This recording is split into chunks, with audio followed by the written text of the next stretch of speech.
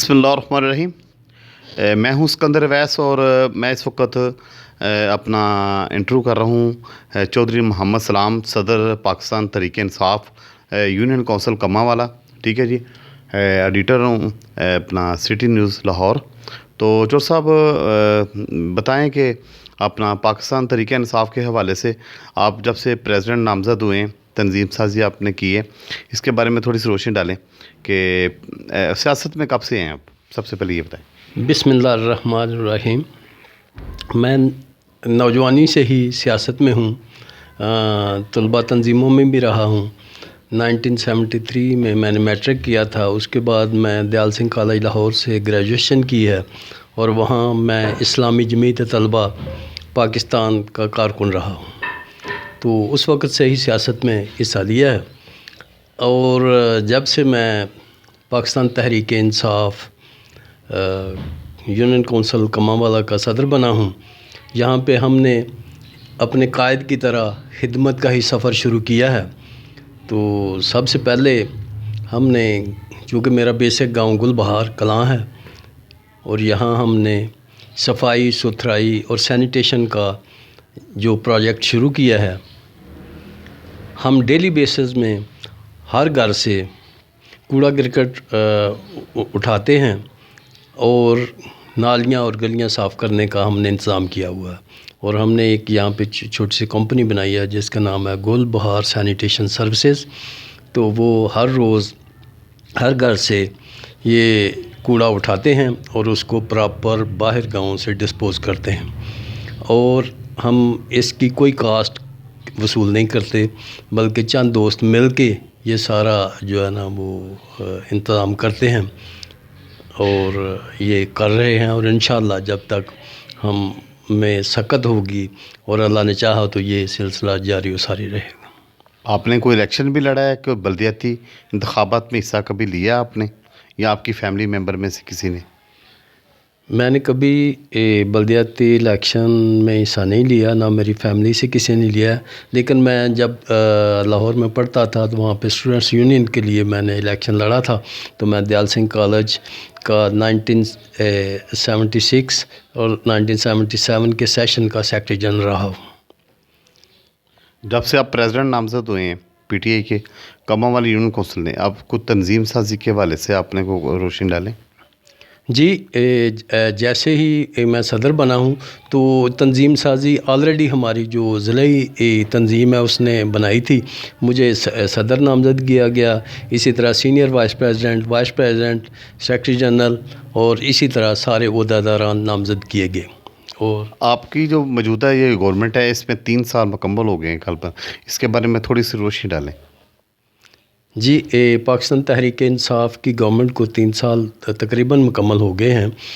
تو عمران خان نے اپنے ویژن کے مطابق جو کام شروع کیا ہے وہ یہ ہے کہ وہ اوپر سے جو بڑی بڑی کرپشن ہے اس کو روک رہے ہیں، اور کافی حد تک انہوں نے بڑی بڑی کرپشن پکڑی بھی ہیں اور وہ عدالتوں میں ہیں اس وقت، اور کافی سارا کام جو ہے وہ ہو گیا ہے، اور وزارتوں میں انہوں نے بہت زیادہ کٹ ڈاؤن کیا ہے، اخراجات میں کمی کی ہے۔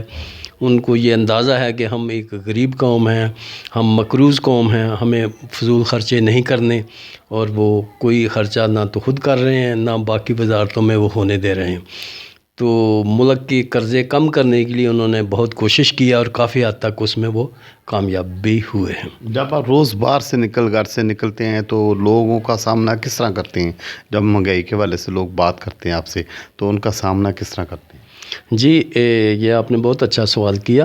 جب ہم کسی بھی جگہ بات کرتے ہیں تو مہنگائی جو ہوش ربا طوفان ہے، لوگ اس کی بات کرتے ہیں، اور وہ اکثر وہ یہ بھی کہہ دیتے ہیں کہ وہ آپ لوگ اس میں ناکام رہ رہے ہیں، لیکن میں ان کو واپس میں یہ بتاتا ہوں کہ چونکہ کام اوپر سے شروع ہوا ہے، ہمیشہ اچھائی بھی اوپر سے آتی ہے، برائی بھی اوپر سے آتی ہے۔ تو اوپر سے اچھائی جو ہے وہ شروع ہو گئی ہے، انشاءاللہ یہ ٹریکل ڈاؤن ہوگی اور اس کے سارے ثمرات عوام تک ہی پہنچیں گے۔ کچھ دیر چونکہ ہم بہت زیادہ مقروض ہیں تو تھوڑی دیر ہمیں تکلیف برداشت کرنی پڑے گی، اور انشاءاللہ یہ پھر ہمیشہ کے لیے ہماری آئندہ نسلوں کے لیے بہتر ہو جائے گا۔ ڈاکٹر فردوس عاشق اوان کا پنجاب میں آنا، اس کو آپ کس نظر سے دیکھتے ہیں؟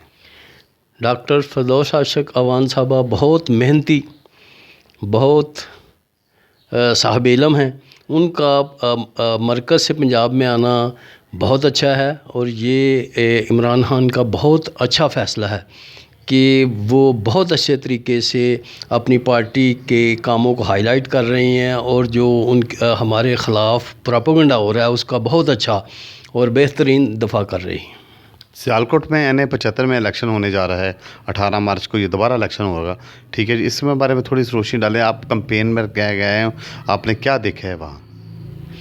NA-75 میں پچھلے کمپین میں بھی میں گیا ہوں، اور انشاءاللہ اب جو 18 مارچ کو ہوگا ہم دوبارہ کمپین میں جائیں گے، گھر گھر جا کے تحریک انصاف کا پروگرام پہلے بھی پہنچایا تھا، اب پھر پہنچائیں گے، اور انشاءاللہ العزیز مجھے یقین ہے کہ 18 مارچ کا الیکشن دوبارہ پاکستان تحریک انصاف ہی جیتے گی۔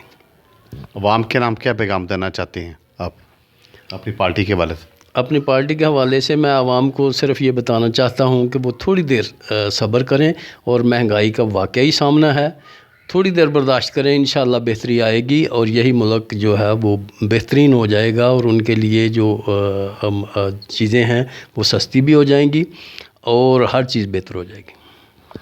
ڈسٹرکٹ سیالکوٹ میں سوائے ایک سیٹ کے آج تک PTI جو ہے نا کوئی سیٹیں نہیں لے سکی، اس کی مین وجہ کیا؟ پچھلے الیکشن میں اور موجودہ الیکشن میں بھی؟ اس کی میرے نزدیک یہ وجہ ہے کہ اصل میں تو اس الیکشن میں بھی میرے نزدیک کرپشن ہوئی ہے۔ عثمان ڈار صاحب الیکشن جیتے تھے، اور یہ منظر عام پہ بھی آ گیا ہے کہ خواجہ آصف صاحب نے ٹکٹوں کے حوالے سے میں بات کر رہا ہوں کہ وہ PTI نے ٹکٹیں صحیح دی تھی۔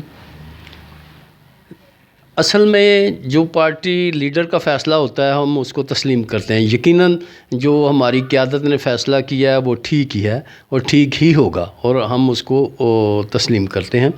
لیکن جو نشستیں نہ نکلنے کا مطلب صرف یہ ہے کہ پچھلے 30-35 سال سے مسلم لیگ کی حکومت ہے، اور ہماری سیالکوٹ کی بزنس کمیونٹی ساری کی ساری افیلیٹڈ تھی نون کے ساتھ، تو اس وجہ سے یہ نون کا قلعہ گنا جاتا تھا۔ لیکن آپ نے دیکھا کہ خواجہ آصف کو اس وقت گھر گھر گیا، وہ کبھی الیکشن کے لیے نہیں نکلا کرتا تھا، ایک ایک گھر گیا، اس کے باوجود وہ شکست اس کو ہوئی۔ وہ انہوں نے مختلف ہیلے بہانے بنا کے یا کوئی آسرا لے کے وہ اسمبلی میں پہنچا ہے، ایکچولی وہ ہارا ہوا تھا۔ تھینک یو، بہت شکریہ۔